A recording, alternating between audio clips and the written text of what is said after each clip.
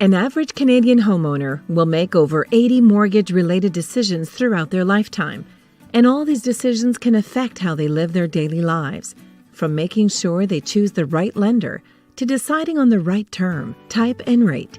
Mortgage-related decisions can have a tremendous impact, so making the right decisions can really count. That's why when mortgage customers are faced with having to make important mortgage decisions, they turn to mortgage brokers. Mortgage brokers offer expertise and advice, so mortgage customers can be more informed. But mortgage brokers also do a lot more. They offer their customers a one-stop shop for great rates and value-added mortgage features from their partners like First National. Mortgage brokers are also licensed and regulated professionals who have the credibility to help customers find the right mortgage, even when new mortgage rules are introduced. Mortgage brokers offer personalized service, so customers don't have to get bogged down in paperwork or feel uneasy about the status of their application. They work with partners like First National, who are also dedicated to keeping the customer experience positive and seamless. This year and in the years to come, many Canadians will be faced with having to make mortgage decisions that will affect their daily lives. They can count on mortgage brokers and their partners to help.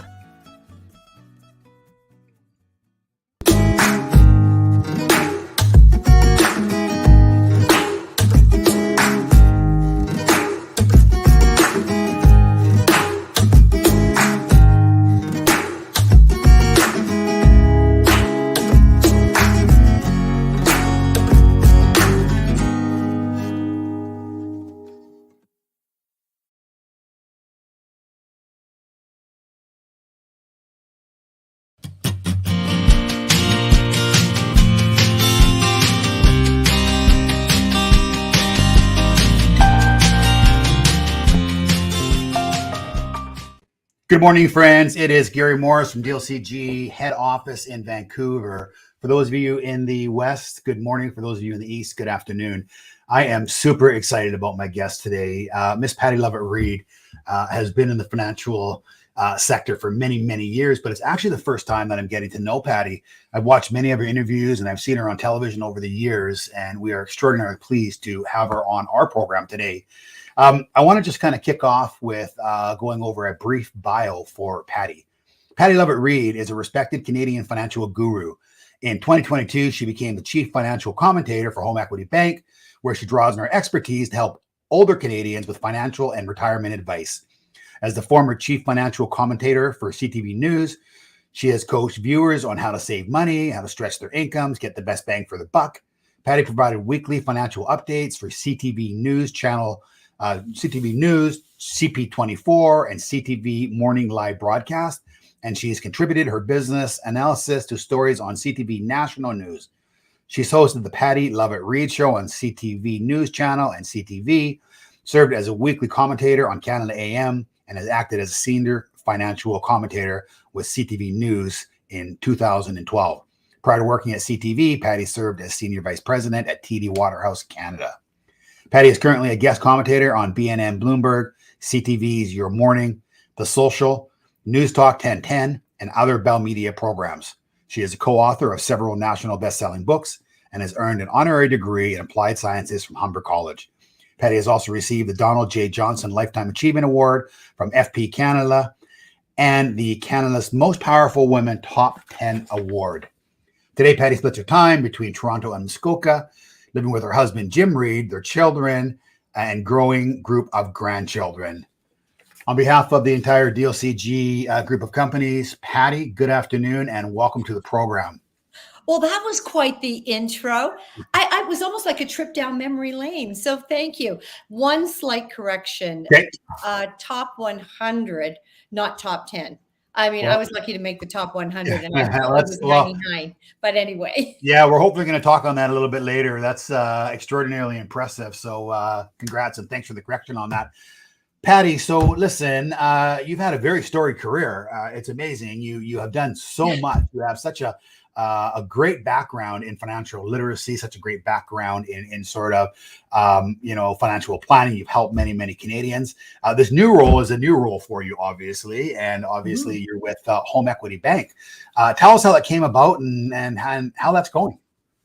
Well, I have to say, they know for a fact that I was not a big fan of a reverse mortgage.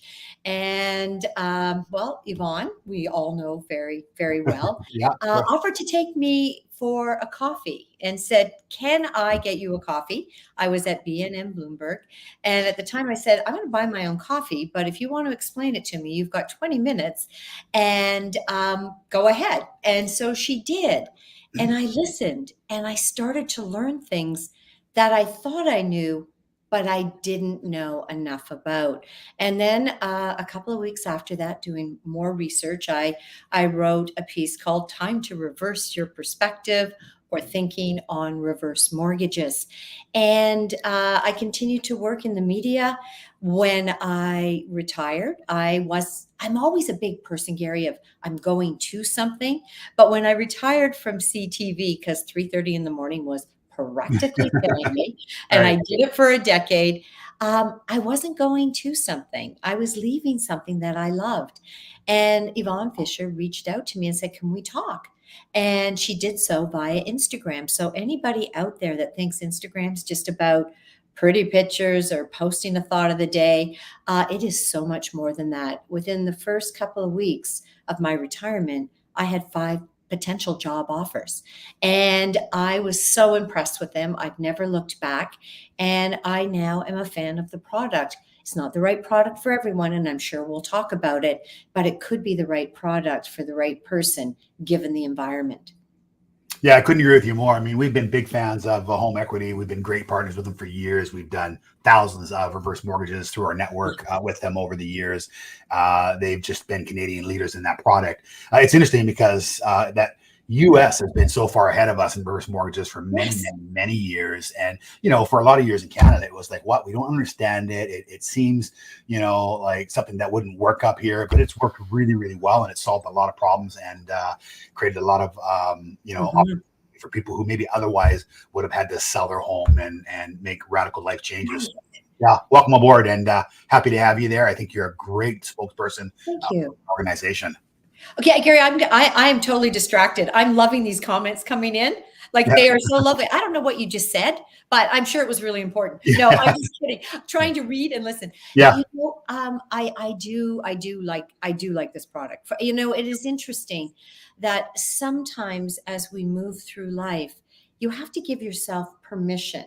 And Canadians are very resilient, in my opinion. But resiliency to me, Gary, is about having your financial life in order, because when you have money, it allows you to be a lot more resilient and get through some ups and downs. But money means being, razor sharp in managing your money, exploring all of your options. People get that you have to know your needs and your wants, but you're looking to earn a little extra, but you still want to live life. And so, I don't want to get on a rant about it, but I love the fact that Canadians have more options than they ever realized. Gary, I used to say, you can't eat a brick in retirement, and I was very proud of it. Well, it turns out you sort of can eat a brick. Like your brick where you live, there are equity releasing strategies where you can extract money out of your home. Right. And these are your golden years. You don't get them back.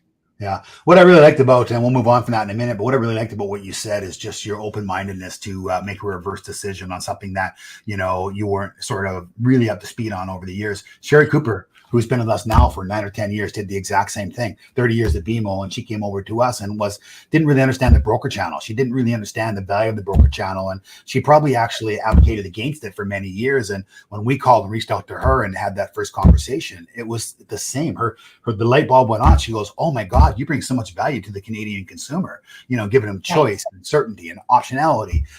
So it's really, really great to see that open attitude. Let's jump right in, Patty.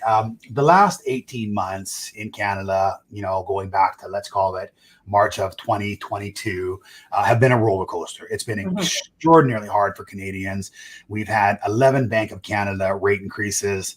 The average mortgage payment for the average Canadian has increased more than 30% year over year, and people are really struggling.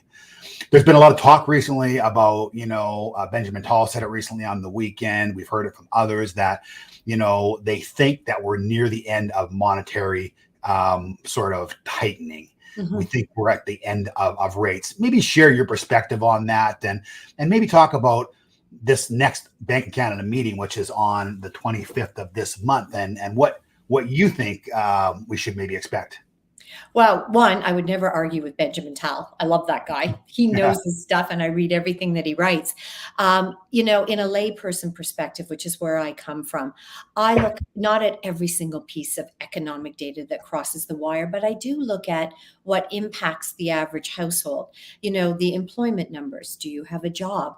When you have a job, you don't worry about as much paying your bills than someone, obviously, who does not. I look at inflation. I look at how the Canadian economy is growing. I look at what the Bank of Canada is going to do. And I think the recent inflation data for the month of September, which after 2 months prior showing a slight uptick, came in at 3.8%. It wasn't so much the number, but it was more about the fact that it actually came down, and they will look ahead to, where do we see things going? And I think that may have sealed the deal for a pause. The economy, we're growing, oh, so much, not a great deal. And the employment numbers, which tend to be a lagging indicator, are still relatively strong. Unfortunately, I think the economy is still in for a real challenge, and we're not through it yet. But we're starting to see some of the metrics that very closely watched by the Bank of Canada, Governor Tiff Macklem, are starting to come down. Yeah, you know what? Thanks for sharing that. Great sentiments. It's interesting because there's always something that's going on, and most recently the atrocities that we're seeing coming, out of Israel and Gaza. What sort of impact does that have on world markets? And have we already seen those impacts, or are we just at the very, very beginning? I wish I had the answer to that, but I will absolutely tell you, everyone is watching. I once had the benefit of listening to a delivery on the economy. And when you think about what Canadians have dealt with, you've already made reference to like the pandemic going back, sort of coming out of it and rates going higher. But then you've got high inflation, you've got high interest rates, you've got what's going on between Russia and Ukraine, and now Israel and Hamas. And so all of these put together, it's a challenge for a lot of people because the rarity of having them all happen sort of at the same time is almost a 0.25% chance. Right. It just tells you what we are dealing with. So will there be further fallout? I think we're all watching very closely. I live in a condominium, and I just came up the elevator with one of the residents, and I was talking to them, and he said, "Patty, have you seen rates?" And I said, "Yeah, as a matter of fact, I have." And he said, "I'm finally being rewarded." What are young people doing? And that's the fear I have. We are seeing savers being rewarded like they haven't been for a Right. long time. But on the other side, I'm sure there is not a great appreciation of how long it takes to pay off the debt that homeowners have taken on. They've gotten in, they're making their mortgage payments, and as long as they don't have a financial speed bump or a financial detour, they think, okay, we can keep this up. But they've never really done the math to say it's going to take 25 years or 30 or whatever to pay this debt off. Yeah, makes sense. My producer Dave is reminding me to let you guys know that we have 50 of these books written by HomeEquity Bank called Home Run, the Reverse Mortgage Advantage. All you have to do, guys, is make a comment or a question on any one of our live streams right now. We are taking questions for Patty today as well. So if you have any question on any subject that you'd like us to answer or address, please put it in the chat. Dave will get it in front of us, and we will certainly hit that. It's interesting, Patty, because prime rate obviously now is 7.20%. It's up from 2.45 in March of 2020, and that is a faster increase that I think maybe in that time period than any other time in history. The overnight rate's gone from 0.25 to 5% in that same period. So there's a lot of people panicking right now that just quite frankly aren't making it. What advice would you give to the average homeowner right now that, maybe for the first time, in many, many years is really struggling? All of their savings that they saved during the pandemic, are now dwindling away. There's a lot of people who are really freaking out. No question about it. In fact, yesterday I was just reading a report by MMP, and they look at, based on the people they surveyed, those people who have $200 or less at the end of the month for financial obligations. That number had increased to 51%. And the average amount for a homeowner that they have left at the end of the month, $674. And so that's not a lot of financial wiggle room. It really isn't. No. And so typically what I will say to people is, if you have to make changes in your life, know that it isn't forever. I have been, thank you in the intro to say I've been around for decades, and I have, including the 2008 financial crisis. Right. And it was very different then. When Lehman Brothers was allowed to collapse, we did not know who the next financial institution was. The Bank of Canada didn't act fast enough. The government didn't step in and support Canadians financially the way things have happened, whether you agree with it or not. They slammed down interest rates, and the real estate market really propped up the economy. It's shocking when you kind of look at it, but people were telling me that even if they knew they couldn't afford it, or they wanted to purchase something, rates were so low, it was just too good to be true. The problem was, it was too good to be true. It wasn't going to last forever. Neither will this economic downturn. And if we do teeter into a mild recession, it will right the economy. It will get us on the right track. We will move forward in a direction, but we have to get through it. And so sticking your head in the sand does not help. Understanding, knowing your numbers, reaching out for help. You may need to get, through financial support, an extension on your amortization. You may not want to do that. I get it. It's not forever. Sometimes people are turning to family members, and I have seen on more than one occasion where people have said, I want to share with you an early inheritance because I want you to stay in your home, or I know you need this financial lift for your family right now. And so I don't think anything's off the table, Gary. I think it's about having a conversation, knowing your numbers, and getting real about them, and looking at viable options. I don't think this will last forever. I do think ultimately the Bank of Canada will start to bring rates down, but we have to bridge that gap right now. Yeah. Thank you for that. Just a couple questions that are coming in. John Parada, one of our office owners in Ontario, been with us for years. Great guy, super knowledgeable. Asked a general question, which I think will be helpful for a lot of audiences. When do you think we'll see a 4 to 5% fixed rate market again? Yeah. It's going to take time. And I think personally, and you're probably more experienced in this area, it always takes longer than you think it's going to. Right. I get that people were saying, Patty, I'm going to go into a 2 and a 3 year because I think rates are going to come down. I do think rates will come down, but I'm not sure they're going to come down as quickly as people think they are. And I've always been in the camp, for those who have followed me for years, I don't think you can time the markets. I don't think you can time the equity, the bond, the FX market, the interest rate market.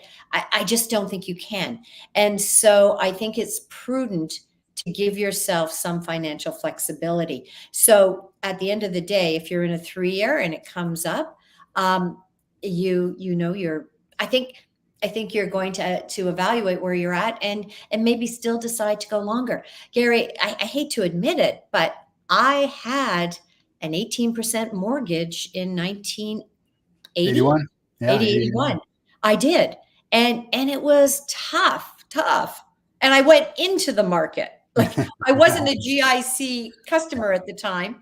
But that's what our first home was at.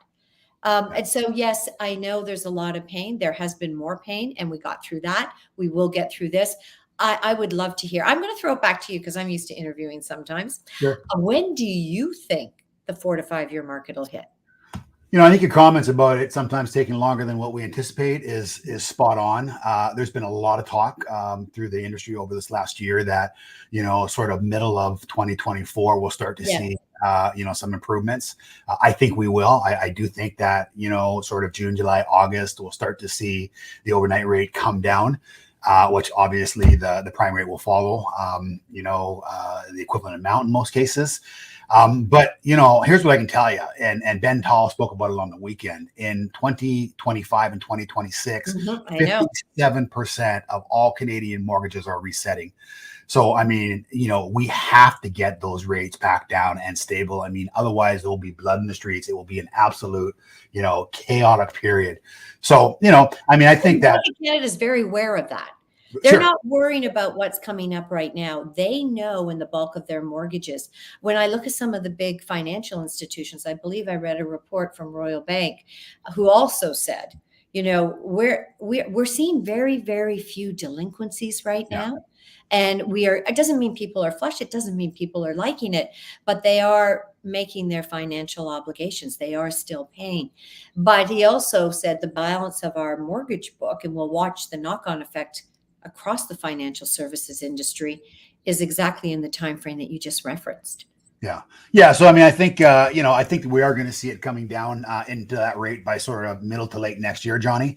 And certainly, into 2025. The good news is with that kind of reset coming in the market, I mean, the mortgage activity is going to be very, very brisk for our industry for the foreseeable future. It's like anything else. I mean, the old saying, what goes up must come down, right? And, I mean, I know I'm only laughing because when I was running down a hill, I thought the exact opposite. I thought I was going for a run and I'm thinking, this is great. And I picked up my pace and I had a smile on my face and I was going at a fair clip until then I hit the bottom and I looked at what I had to then climb. But there is a metaphor there that I think a lot of people are looking at. When they got in, it felt great. They were in their dream home. They were, maybe in areas that they hadn't thought. They had more space than they ever realized they could. And now it's going to be that uphill slope. Well, I was slow. Not even. And it feels, it feels more difficult this time. It feels just so unbelievably hard. And it's, frightening to so many people right now because it was, it was artificially, sort of discounted, right? COVID obviously drove the overnight rate down to 0.25%. I mean, it needs to float somewhere at, 1.75 to 2%, as an overnight rate. That allows for a good, stable, consistent, economy. So, I mean, that was never going to be the case long term. And what happens, nobody was traveling, nobody was spending money. So we all had, I think the average, Canadian household had $5,000 or $7,000 extra. It was like $270 billion in Canadian bank accounts. Well, now we're getting to the end of that and that's starting to trickle through the system and people are starting to panic. But, we are going to have to buckle down. It is going to be hard for the next 6 to 12 months. But I do think that, with good, prudent decision making, you'll get through it. So, Gary, to your point, I think you're absolutely bang on. There was a report out this week by Deloitte, and they talked about the fact that Canadians are very, very concerned about a potential recession. They are cutting back. They're dropping year over year, 11% on their holiday spend, 40% down in expectations in terms of donations. But where are people spending? They 11% higher for people to go away to spend time with family. So travel potentially could be up during that period as opposed to what they're paying for. And what I often say to people, which kind of, sometimes sounds ironic, is that there are many out there who can afford to spend that maybe aren't. And we need them to spend. We need them to spend in this economy to help out the small business owners to, get through this. No question. And it doesn't mean everything gets locked down. Can I make one more reference to that? Because I feel very passionate about it. Going into this first year of being an entrepreneur and my own boss, which has been interesting in itself, I decided that despite everything that's going on out there, and there is a lot, it still was going to be my year of yes. My year of yes for new opportunities, new experiences, new challenges. Because here's the thing, and I've said it before for those, some people had made reference that they've heard me speak recently, but Your golden years are right now. I do not care how old you are because no one knows for sure how long we have. And so I don't want it to be yes to shutting down everything or yes to spending as if there's no tomorrow. It is about an and. It's about being a little more conscientious, aware, but still living life. Yeah, absolutely. Couldn't agree with you more. I mean, that's, I have a very good friend of mine, and, he just says, like, listen, we all put off these things that we want to do until we, get retired or to a certain age that we think. And he goes, all of a sudden you get to that age and, maybe you can't do it for, financial reasons. Maybe you can't do it for mobility reasons. You have to enjoy the journey along the way, family, so many things that are happening. You said the word recession. So we know the definition of a recession is 2 successive quarters of negative GDP. Yep. Neither Canada or the U.S. is considered to be in a recession now, but there's a lot of people that think it's imminent. Is that your sentiment, or do you think it's imminent? And if so, what does a recession look like to us here in Canada? Well, you know what I often believe is that potentially a recession could be a self-fulfilling prophecy. Does it matter if we're 0.1% growth or we have a negative quarter or month here or quarter, 0.1%? It feels the same. It's not feeling great. And if everyone continues to talk about doomsday scenarios, I think that ultimately it happens. Everybody shuts down. They do what they need to do to get through, and then they sort of take a wait and see. So do I think we're headed? I am seeing an absolute slowdown. I'm seeing it in real estate. I was speaking with a broker at the National Mortgage Brokers Conference this past weekend. They're in Ottawa, and they said, we were selling 500 homes a month. They're a builder as well. They said we sold 3 last month. So the numbers don't lie. We know that. But I also think that it's still a proceed with caution right now. And it's not with absolute certainty it's going to be a hard landing into a recession. Patty, I have a question from Tara Borley, one of our very large. I know her. Tara. Oh, we love Tara. She's actually one of my dear friends. But she said, "Can you ask Patty to tell the story of why she started on Instagram and what her son said?" Well, Tara, I'm going to kill you. I am going to send you an email. So I did start an Instagram in October 2012. I'll be very brief. I decided to go on Instagram because everybody was on it, and I felt like I needed a social media presence. I asked my son to set me up. He came up with a very creative name, Pattie-Lovett Reid.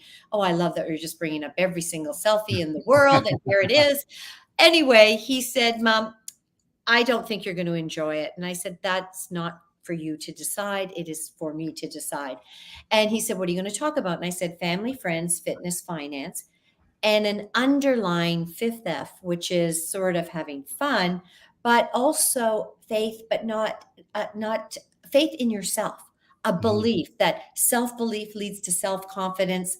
I did not go to university. I have grade 9 math, and no one held me back in life more than I held myself back. And I thought, if I can help one person, I'm going to do it. And I'm going to post a moment in my day. And my son Dave said, no, you're not doing that. You're not that exciting. And I said, okay, how many followers do you have?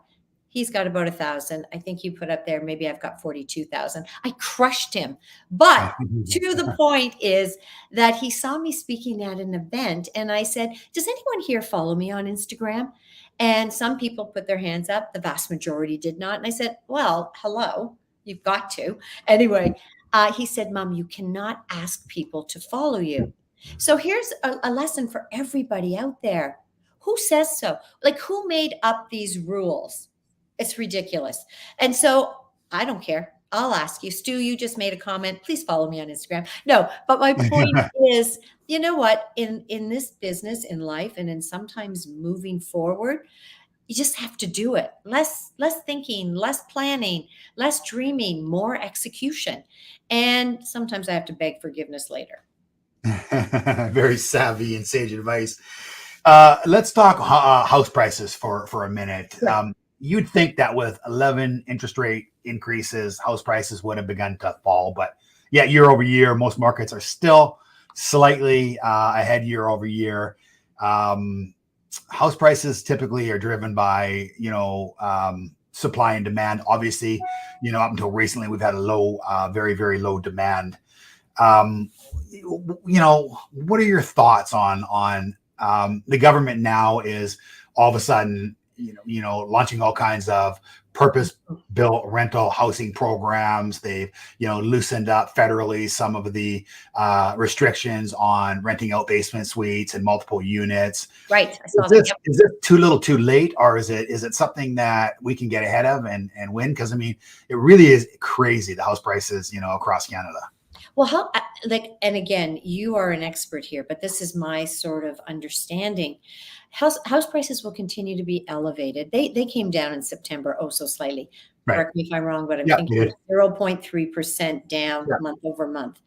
But here's the thing.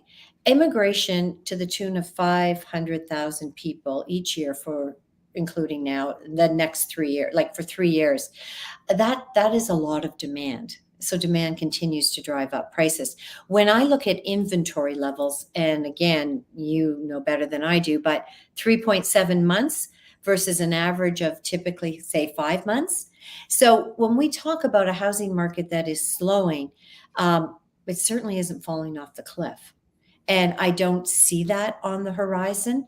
I think there probably is more inventory out there because those who thought about selling decide before prices come down further, they're going to do it. And maybe that will stabilize things for a bit. But I'm not sure about the timing. Could we have done things sooner? Quite possibly, in terms of inventory.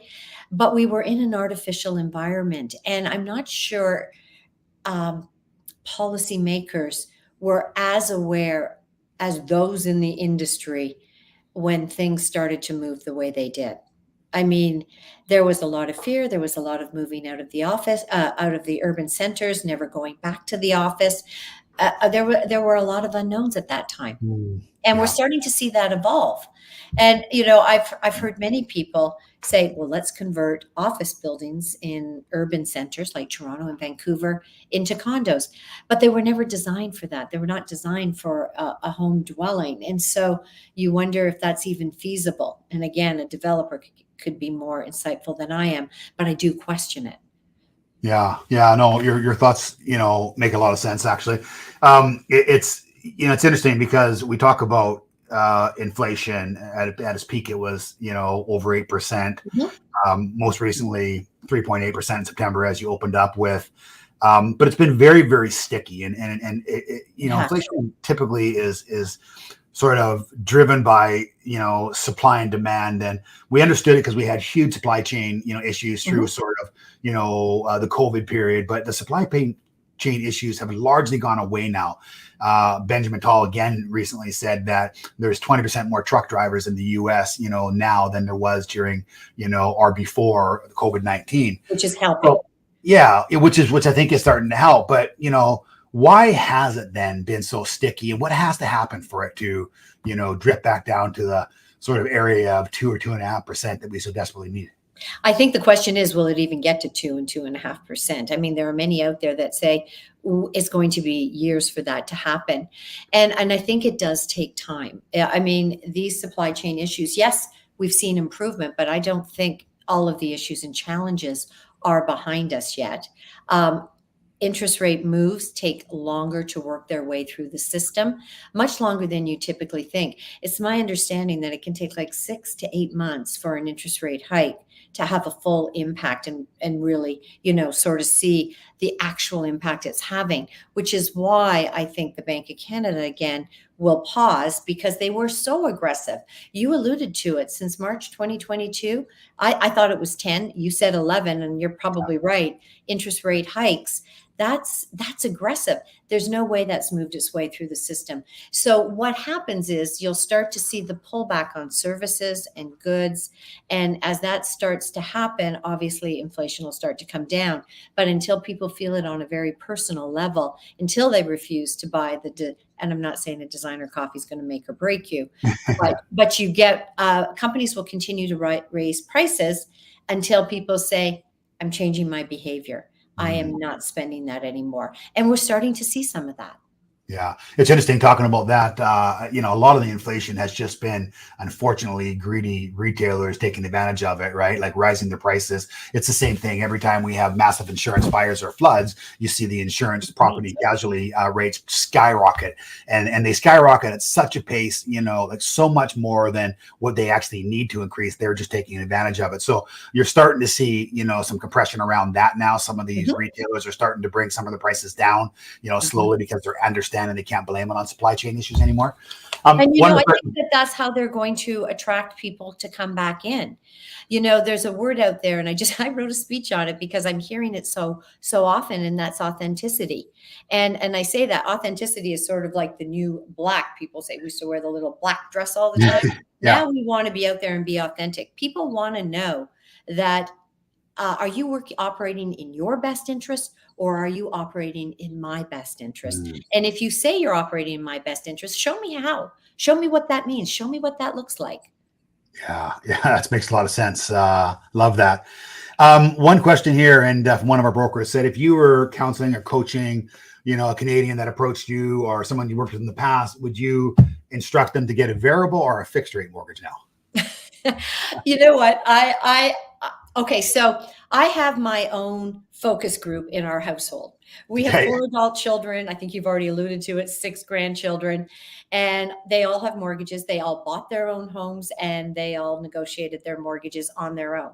In fact, even when I offered advice, I'm not sure that they chose to listen. So 2 are in variable rate mortgages. And I remember sitting down and saying, "Guys, do you really think this makes sense? There's no way rates are going to go higher. It's going to erode some of your discretionary spending." Da da da da da da da. And then the other two said, "Okay, Mom, I'm." One has a 5-year. The other, a recent homeowner, said, "I'm going to go into a 3-year fixed." And so I have always been a fixed because I'm somewhat adverse to risk, which sort of sounds ironic because I know for so long a variable rate would make all kinds of sense, but it didn't matter. I needed to know where we stood financially. I think that there would still be a case for it. And if I had a mortgage, which in the interest of disclosure, I do not, I would definitely still be looking at, okay, what can I lock into? What can I feel comfortable with? Because there are a lot of wild cards out there right now. Yeah. Thanks very much. Does Great that thoughts mean you around that. agree or disagree? Yeah, I think I think I agree. Yeah, there's two schools of thought, right? I mean, the most important thing is, finding the right product for the client, and Yeah, yeah, yeah, we're seeing a lot of a movement right now because there's so much uncertainty in rate forecasting, going to shorter term. We're going to the 1, 2, 3 year terms, absolutely. right? Yeah, Because we do know. I mean, as we said earlier, with all of these 57% of mortgages coming due, in 25, 26, there is going to be downward pressure. I mean, so we do think they're coming down, and so yeah, no, I would agree with you. Want to just maybe jump around to personal finance. You've been a personal finance expert for many years. It can be a very complex topic for a lot of Canadians. What are the most common mistakes you see individuals make when it comes to managing their money? Oh, wow. Great question. I think there is a tendency to sit in cash for too long. And after taxes and inflation, I think obviously that can erode your purchasing power over time. There's nothing wrong with having cash or near cash equivalents, but not an entire portfolio. I would say people will fall in love with their assets. They, on many occasions, they can't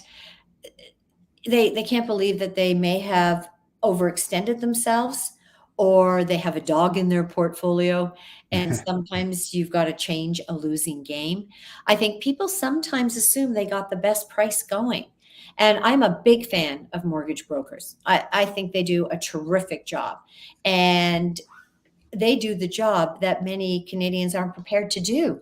And that's to shop around, to know the industry, to get the right product for them. But sometimes people think, oh, I'm going to skip that. I see people confusing self-worth with net worth. And, we have different financial ages, all of us. We've been through different things. And the last one I'll just sort of throw out there is sometimes people feel they don't deserve a financial plan. They will feel that they simply don't have enough assets. And I say every person deserves a financial plan. And it's not that it will, my husband and I do a net worth statement every single year between Christmas and New Year's. That's how I celebrate. We're pretty exciting in this household. But you know what? Out of that comes our goals for the year. And not a single net worth statement and goals that we've set has come to fruition because life gets in the way. But it's a roadmap. And when you have a roadmap, when you get off track, you know where to start taking corrective action. If you've never done any of the work, then you don't even know where to sort of step back and say, okay, this is what we need to do to move forward.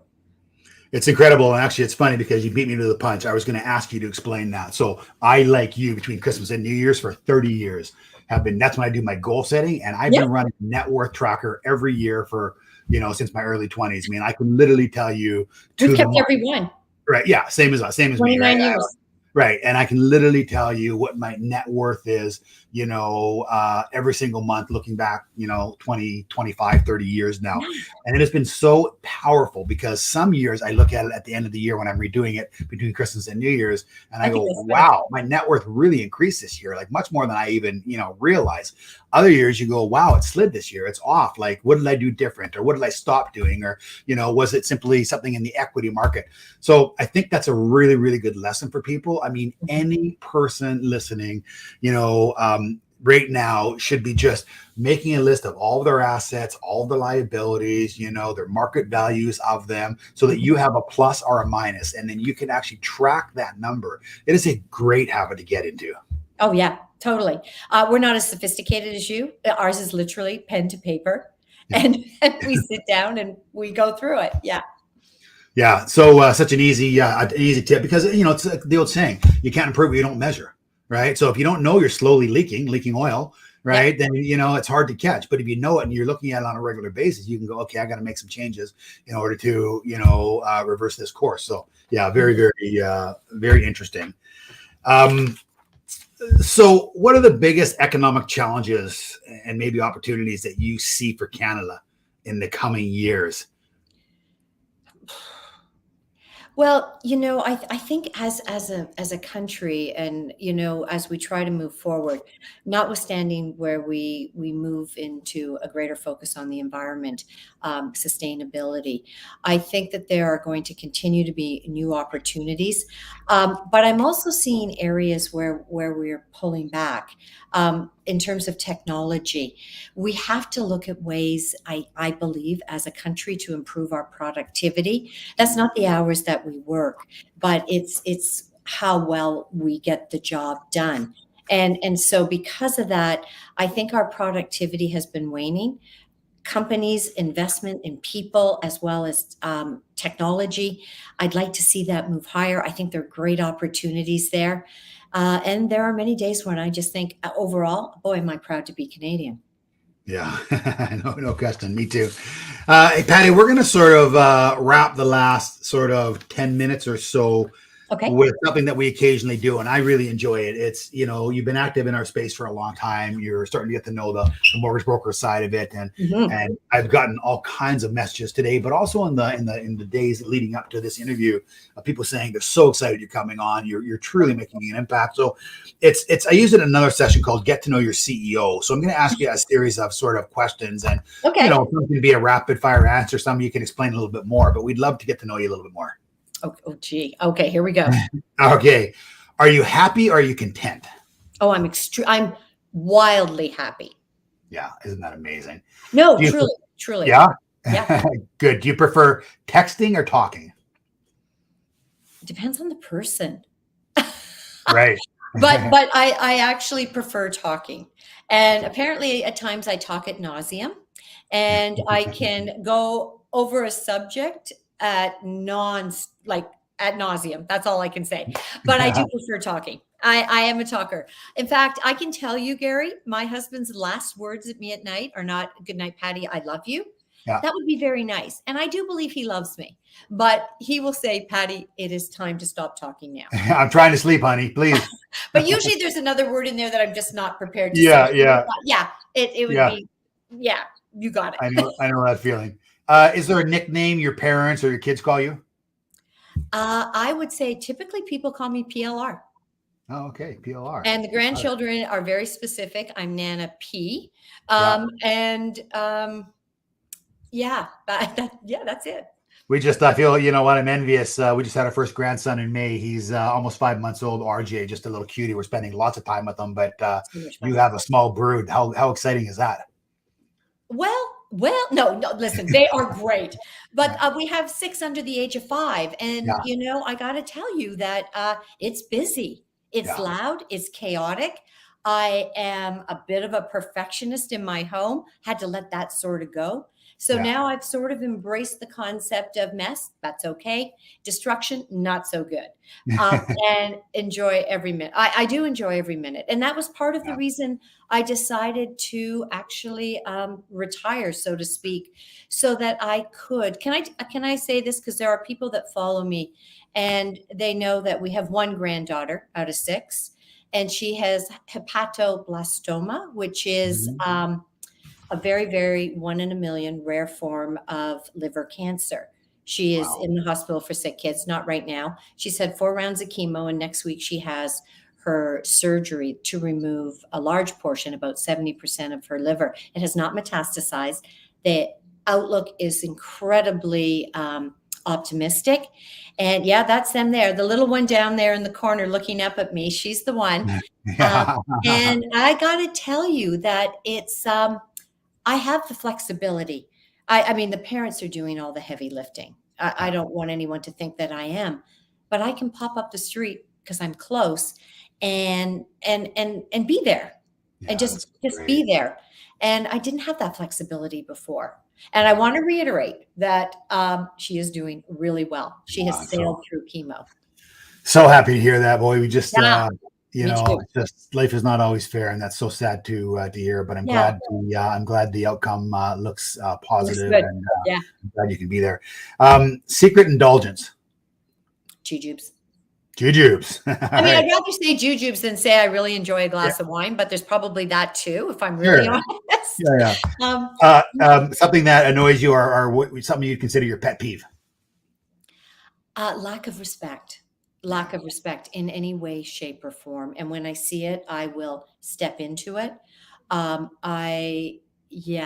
Respect. That's what came to mind. You and I are similar in many ways, Patty. That's interesting. Your favorite holiday? Holiday. Yeah. Okay. Those who have followed me realize that we have been traveling a tremendous amount. Too much. And I know that sounds kind of bizarre because both of us, my husband and I, had a corporate job. We didn't travel to the extent that we always wanted to because of demands. And I got to tell you, what does somebody just say? Jujubes are an old person thing? Yeah. I think you're right. Kathy. But I still my granddaughter called it old people's candy. Way to go, Kathy. That's funny. I've been told my butterscotch ripple ice cream is along the same lines. I'm just saying. Anyway, I don't even know my favorite trip. You know what? I do not care where I go when I travel with my husband. And I don't mean, I know that sounds cheesy, but I love it. And so when we do travel, I get him to myself. Yeah. This was us in Portugal a couple of weeks ago. Isn't that nice? Good for you guys. Favorite cocktail?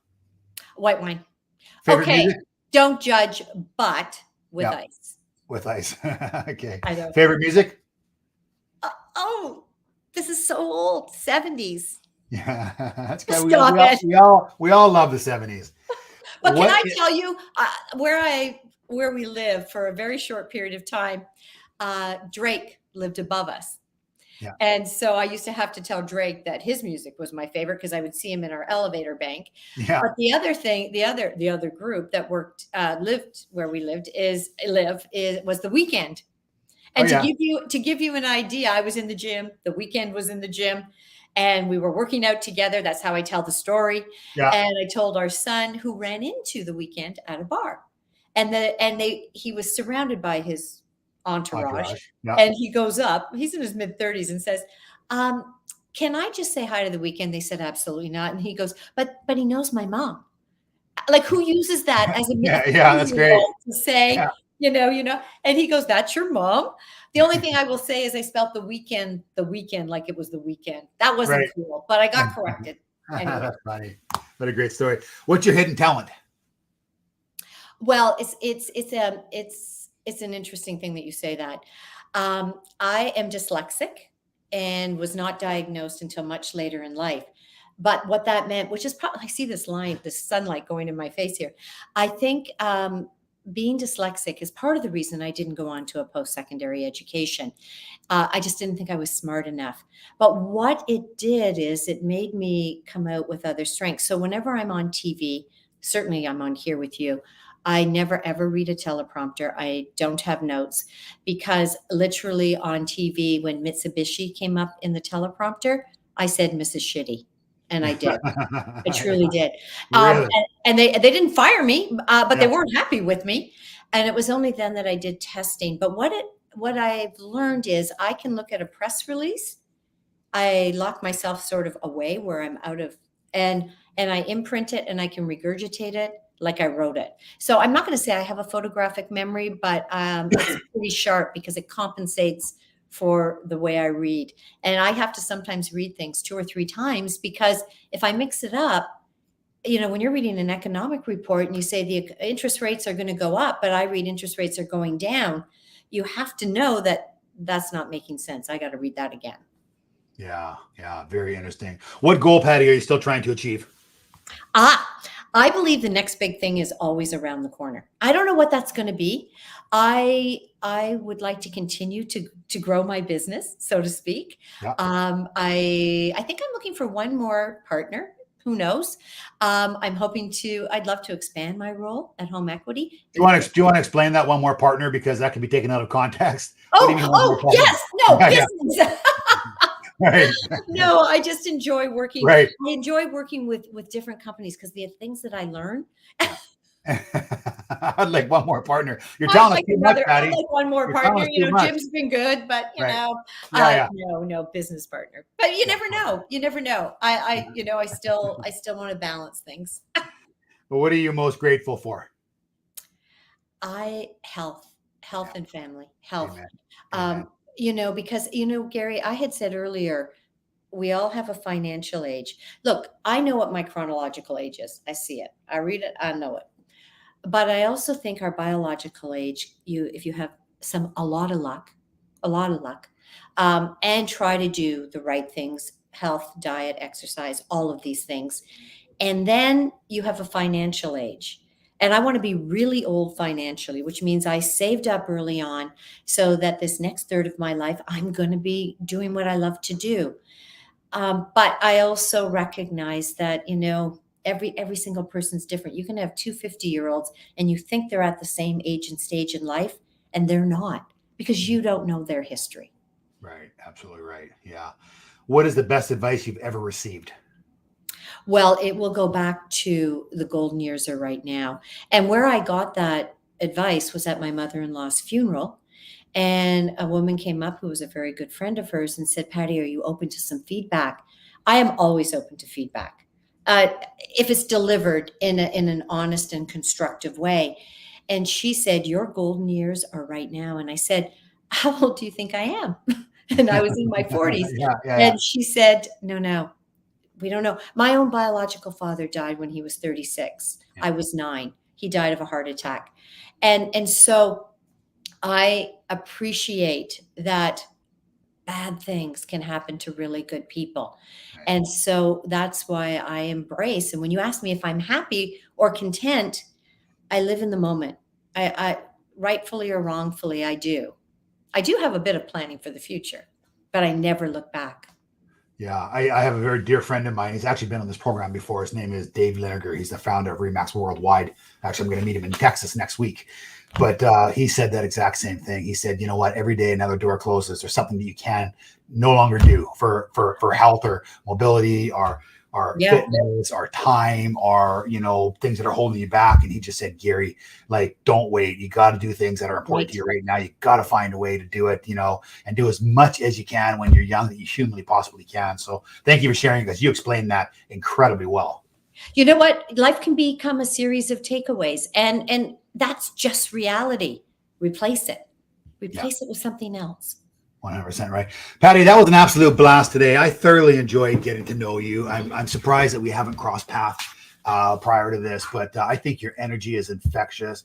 I think that you are smart as a whip, and people obviously love you. I can just tell by all the comments and feedback. Thanks, Rod.